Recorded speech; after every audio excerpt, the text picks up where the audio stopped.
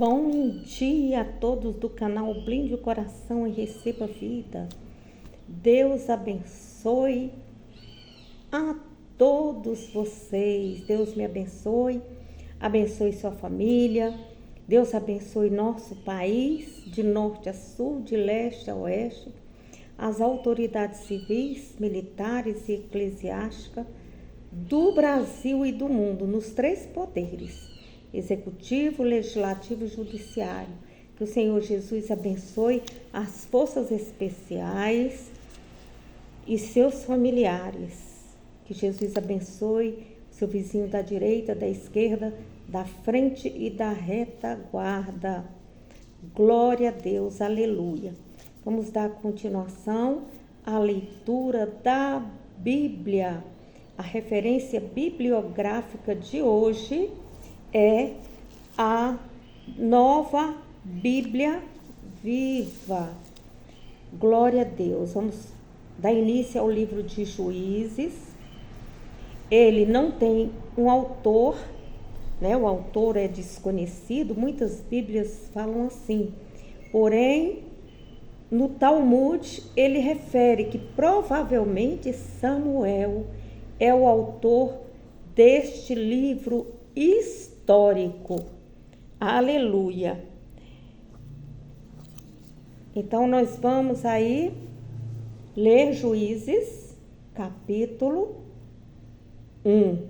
A finalidade é a leitura.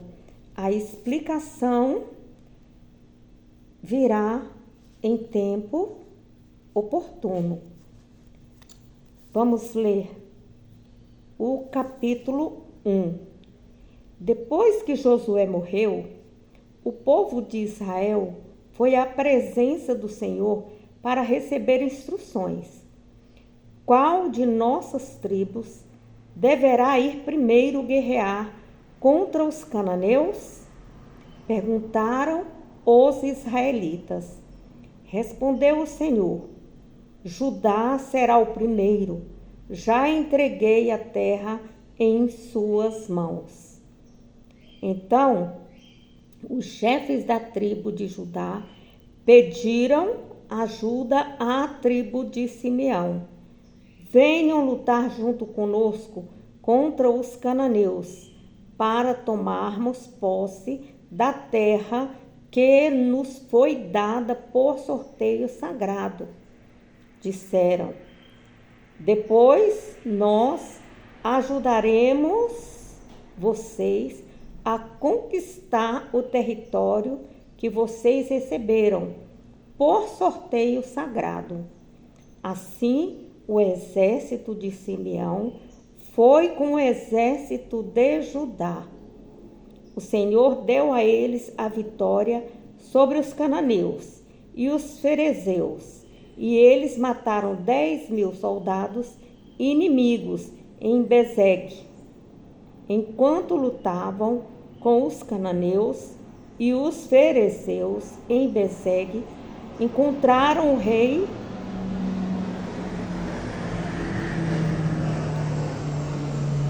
Adoni-Meseque e lutaram contra ele.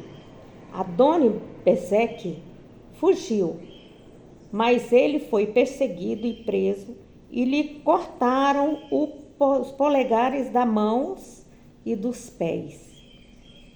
Cortei os polegares de 70 reis, e eles comiam as migalhas debaixo da minha mesa.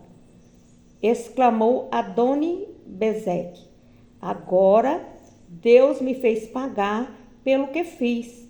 O rei prisioneiro foi levado para Jerusalém, onde morreu. Os homens de Judá também guerrearam contra Jerusalém e a conquistaram. Eliminaram a sua população e puseram fogo na cidade. Depois disso, o exército de Judá lutou contra os cananeus da região montanhosa na Neguebe e nas planícies à beira-mar. Em seguida, marcharam contra os cananeus, que habitavam em Hebrom, antes chamada Kiriat Arba, destruindo as cidades de Cesai, Aimã e Talmai. Dali avançaram contra os moradores de Debir, antes chamada de Kiriat Sefer. Caleb desafiou: quem atacar e conquistar a cidade de Kiriat Sefer poderá casar com minha filha Aquissa. Otoniel, sobrinho de Caleb, filho de Kenaz, irmão mais novo de Caleb, foi quem conquistou a cidade e casou com Aquissa. Certo dia, quando o casal já morava na sua casa, Aquissa insistiu com Otoniel que pedisse ao pai dela mais um terreno, como presente de casamento. Ela desceu do jumento em que estava montada para falar com seu pai a este respeito. Que posso fazer por vocês? Perguntou Caleb. Ela respondeu: gostaria de receber outro presente, meu pai. A terra que o Senhor me deu é um deserto. Quero uma que tenha fontes de água. Então ele deu a ela as fontes superiores e as fontes inferiores. Quando a tribo de Judá mudou para o novo território, no deserto de Negueb, ao sul de Arad, os descendentes do sogro de Moisés, membros da tribo dos queneus, deixaram seus lares em Jericó, a cidade das palmeiras, e as duas tribos passaram a morar juntas. Depois, os exércitos de Judá e de Simeão juntos lutaram contra os cananeus que habitam em Zefate e destruíram totalmente a cidade. Por isso, a cidade recebeu o nome de Ormá, que significa lugar devastado. O exército de Judá conquistou também as cidades de Gaza, Ascalon e Ecrom, com seus respectivos territórios. O Senhor estava com a tribo de Judá e ajudou a eliminar os povos das montanhas.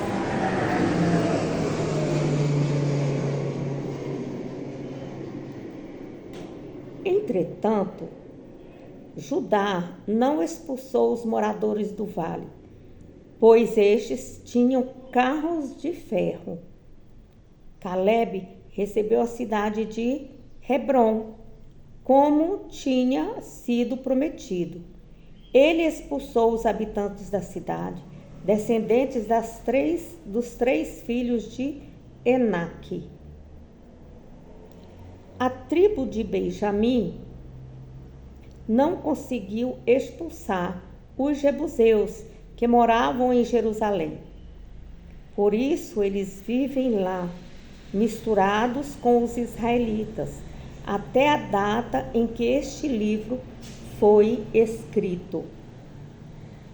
O exército de José, por sua vez, atacou a cidade de Betel, e o Senhor estava com eles.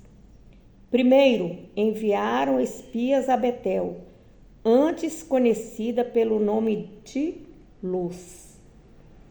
Eles prenderam um homem que ia saindo da cidade e fizeram essa proposta a ele: se você nos mostrar a entrada da cidade, você não morrerá. Ele mostrou a entrada da cidade, e os israelitas mataram os habitantes da cidade, mas deixaram que aquele homem partisse em paz com sua família. Ele foi para a terra dos heteus, na Síria, e ali edificou uma cidade que recebeu também o nome de Luz, que é o nome até hoje. A tribo de Manassés, porém, não expulsou os habitantes da cidade de Betel. Sean, Tanak, Dor, Ibleá, Megido e seus respectivos povoados. Assim, os cananeus permaneceram nesses lugares. Mas depois que os israelitas ficaram mais fortes, obrigaram os cananeus a trabalhar como escravos. Entretanto, não expulsaram totalmente esse povo do território. A mesma coisa aconteceu com os cananeus de Gezer, que continuaram vivendo ali, junto com os israelitas da tribo de Efraim. A tribo de Zebulon não expulsou os habitantes de Quitron e Naalol. Os cananeus continuaram vivendo ali, mas foram submetidos a trabalhos forçados. Asser também expulsou os habitantes de Aço, Sidom, Alabe, Aquizebe, Elba, Afeque e Reobe. E por este motivo, os israelitas ficaram vivendo nesses lugares juntos com os cananeus, os antigos moradores dessas terras. A mesma coisa aconteceu com a tribo de Naftali, que também não expulsou os habitantes de Bet-Semes e Bet-Anate. Os cananeus continuaram vivendo ali, junto com os israelitas. Os moradores de Bet-Semes e Bet-Anate foram sujeitos a trabalho escravo. Quanto à tribo de Dan, foi forçada pelos amorreus a ficar nas montanhas. Ela foi impedida de descer ao vale. Os amorreus também quiseram morar nas montanhas de Eres, em Aijalon e em Saalbim. Mas, quando as tribos de José ficaram mais poderosas, os amorreus também foram submetidos a trabalhos escravos.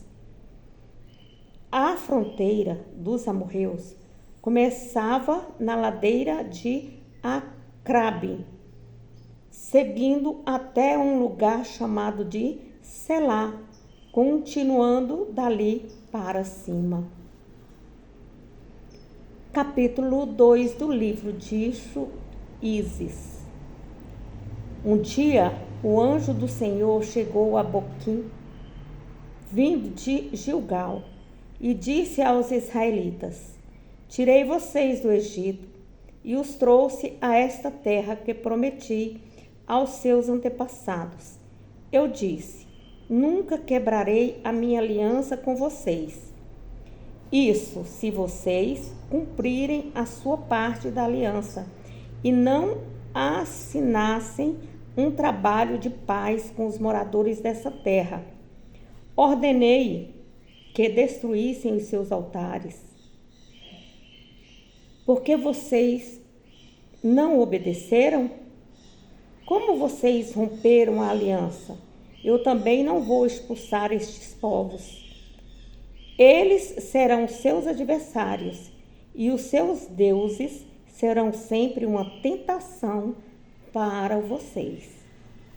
Quando o anjo do Senhor acabou de falar a todos os israelitas, o povo começou a chorar em alta voz. Por isso, aquele lugar recebeu o nome de Boquim. Depois ofereceram sacrifícios ao Senhor.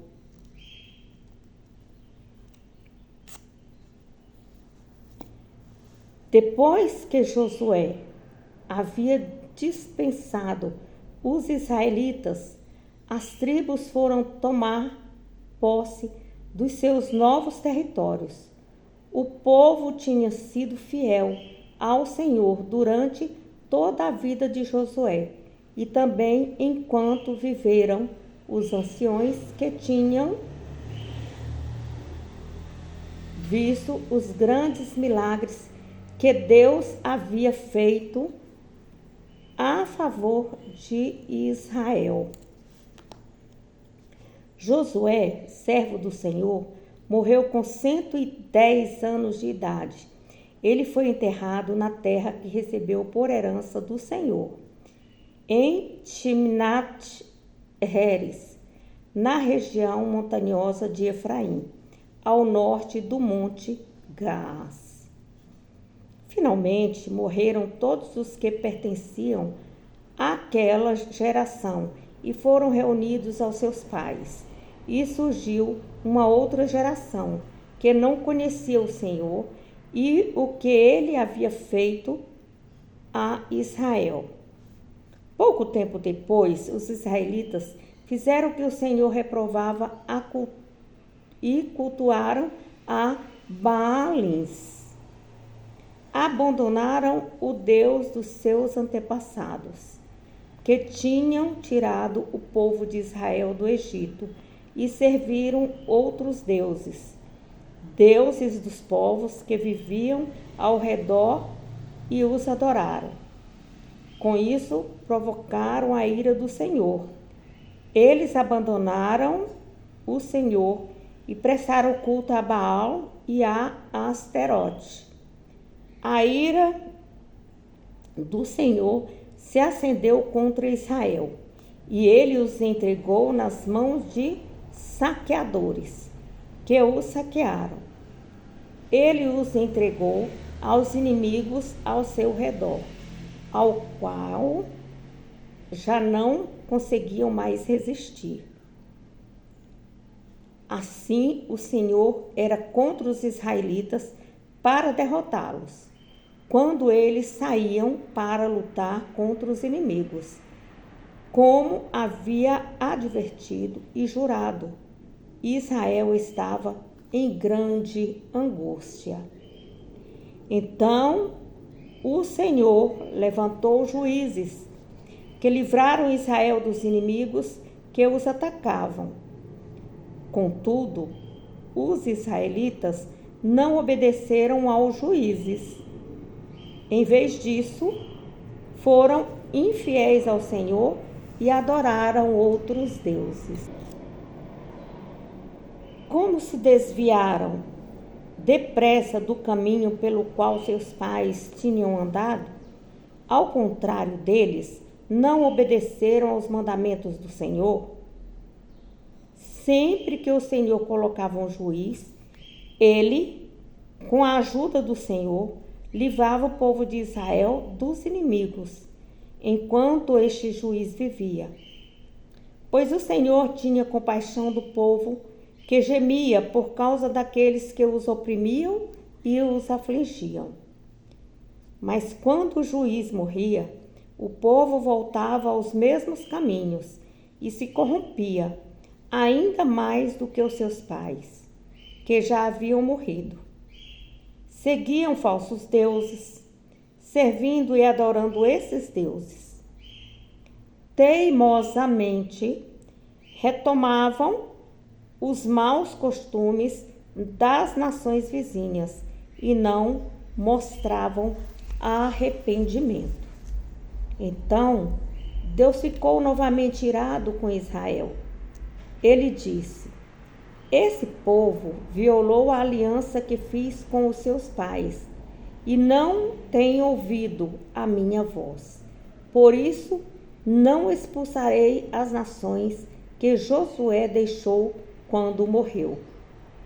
Em vez disso, usarei essas nações para colocar o meu povo à prova, para ver se vai obedecer ao Senhor, como fizeram os seus pais. Assim, o Senhor permitiu que aquelas nações permanecessem na terra.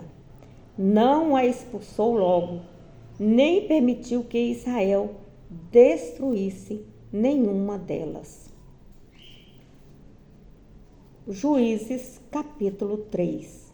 Estas são as nações que o Senhor deixou para pôr à prova a nova geração de Israel, que não tinha tomado parte nas guerras de Canaã, pois o Senhor queria dar oportunidade aos jovens israelitas para aprenderem a guerra quando batalhassem para eliminar os inimigos.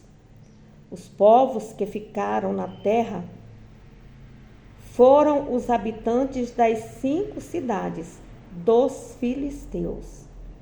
Todos os cananeus, os sidônios e os heveus que viviam nas montanhas do Líbano, desde o monte de Baal-Hermon até a entrada de Ramate.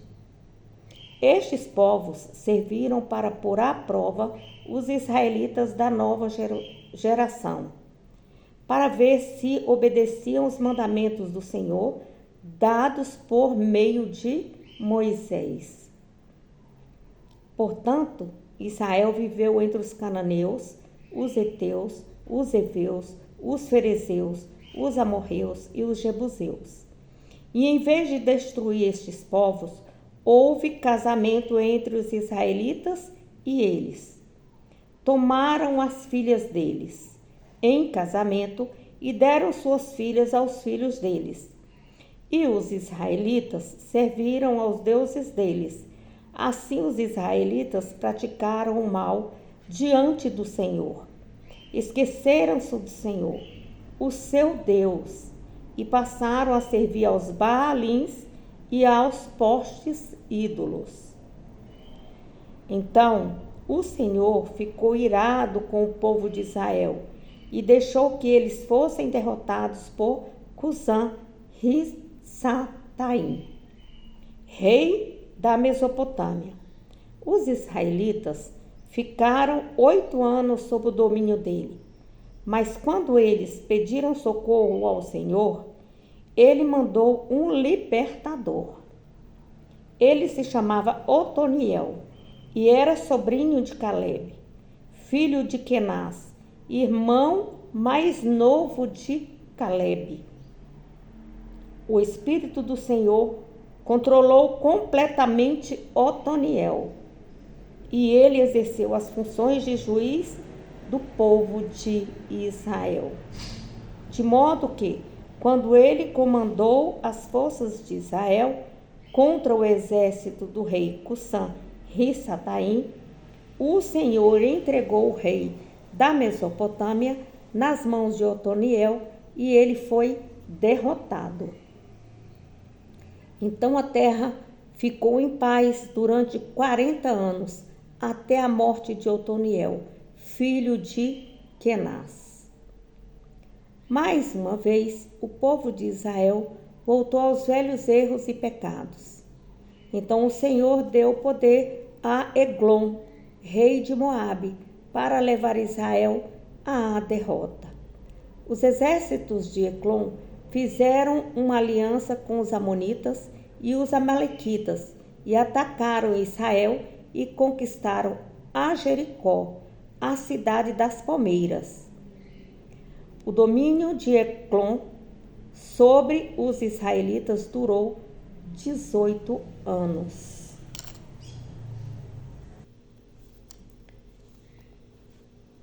Quando, porém, os israelitas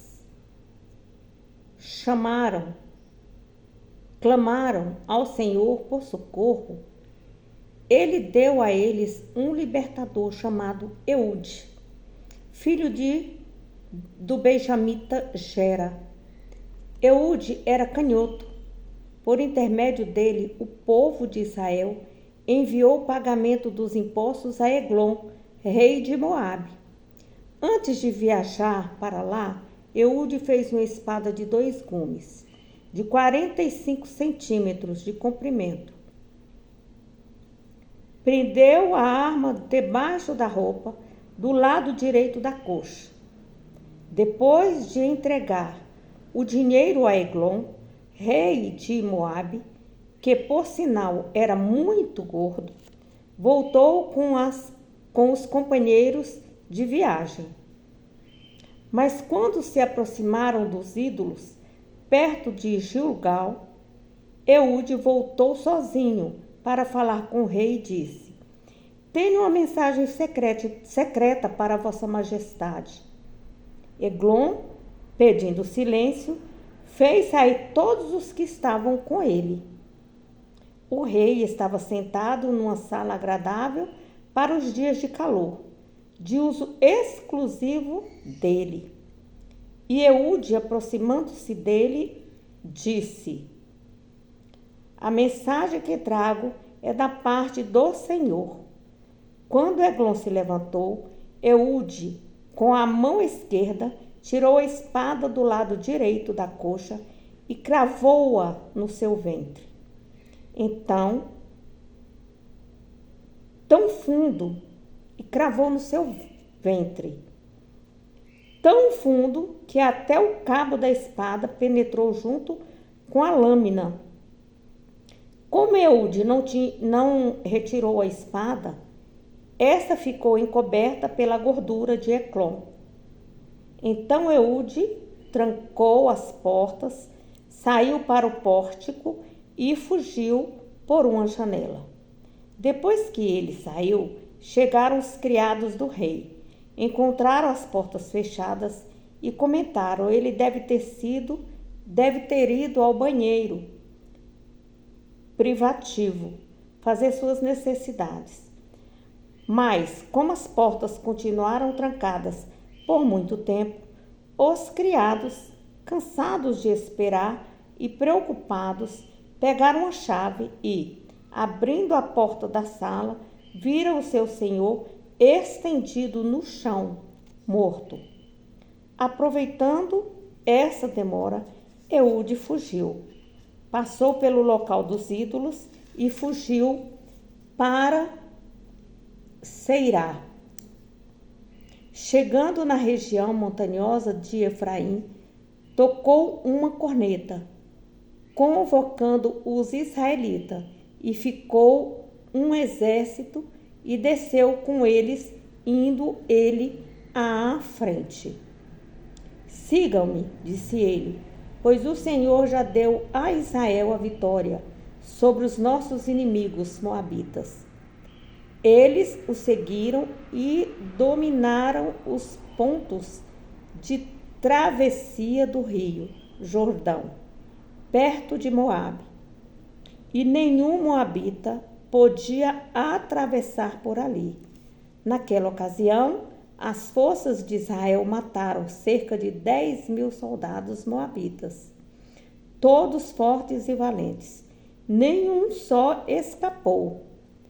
Assim Israel dominou Moabe naquele dia, e a terra ficou em paz durante 80 anos.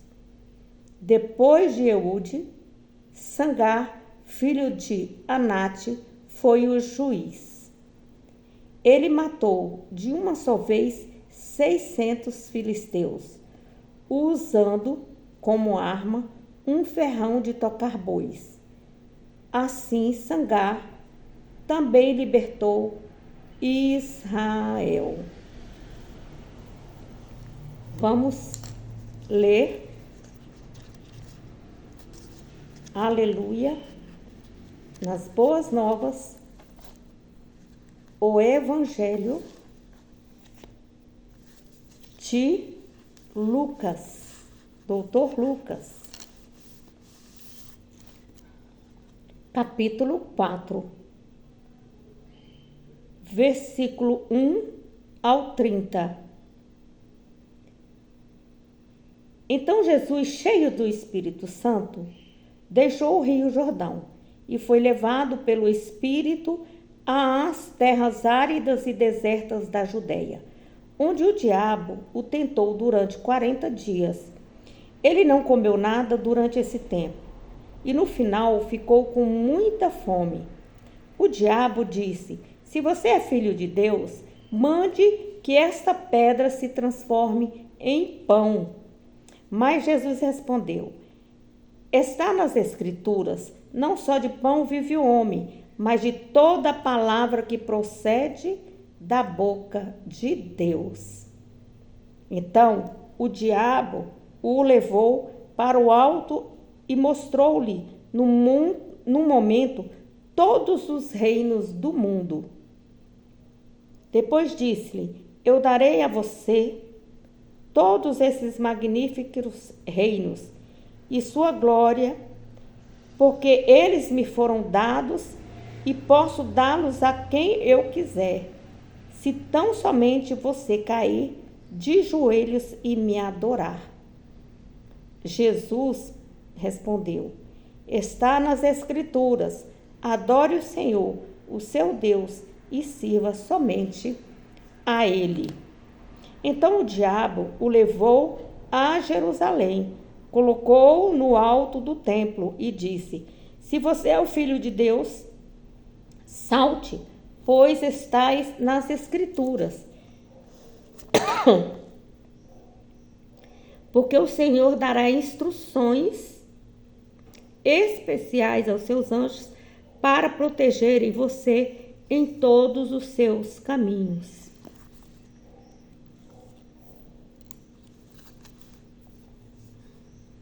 Eles o apoiarão com as mãos para que você não tropece em alguma pedra. Jesus respondeu: as Escrituras também dizem: não ponha à prova o Senhor, o seu Deus. Quando o diabo terminou todas as tentações, deixou Jesus até ocasião oportuna. Jesus então voltou para a Galileia, cheio do poder do Espírito. Logo, ele ficou bem conhecido em toda aquela região. Por causa dos ensinamentos nas sinagogas, todos o elogiavam. Estando na cidade de Nazaré, terra da sua infância, como de costume, foi à sinagoga no sábado e se levantou para ler as Escrituras, entregando-lhe o livro do profeta Isaías. Ele abriu no lugar onde está escrito: o Espírito do Soberano, o Senhor, está sobre mim, porque o Senhor me ungiu para levar as boas notícias de salvação aos pobres. Ele me enviou para consolar os que estão com o coração quebrantado, anunciar liberdade aos cativos e dar vista aos cegos, e proclamar o ano da graça do Senhor. Então, Jesus fechou o livro, devolveu ao assistente e assentou-se, enquanto todo mundo na sinagoga olhava atentamente para ele. Então acrescentou: hoje estas Escrituras se cumpriram. Todos os que se achavam ali falavam bem dele e estavam admirados com as palavras de graça que saíam dos seus lábios. Como pode ser isto? Perguntavam eles. Esse não é o filho de José? Então ele disse: provavelmente vocês citarão para mim aquele provérbio: médico cura-se a si mesmo. Porque você não opera aqui na sua própria cidade milagres iguais àquele que fez em Cafarnaum? Porém, eu lhes afirmo que de fato nenhum profeta é aceito em sua própria terra. Havia muitas viúvas judias em Israel no tempo de Elias, precisando de ajuda naqueles dias de crise, porque por 3 anos e meio não tinha chovido e a fome espalhava-se pela terra. Todavia, Elias não foi enviado a nenhuma delas, a não ser à viúva de Sarepta, na região de Sidom. Ou pensem no profeta Eliseu, que purificou Naamã, o sírio, Todavia, nenhum dos leprosos em Israel foi purificado. Essas observações provocaram a ira de todos os que estavam na sinagoga. Levantando-se, amotinaram-se contra Jesus, expulsaram-no da cidade e o levaram à encosta do monte sobre o qual a cidade estava construída, para empurrá-lo precipício abaixo. Porém, ele passou por entre as multidões e os deixou. Amém. Glória a Deus. Obrigado, Jesus, pela tua palavra.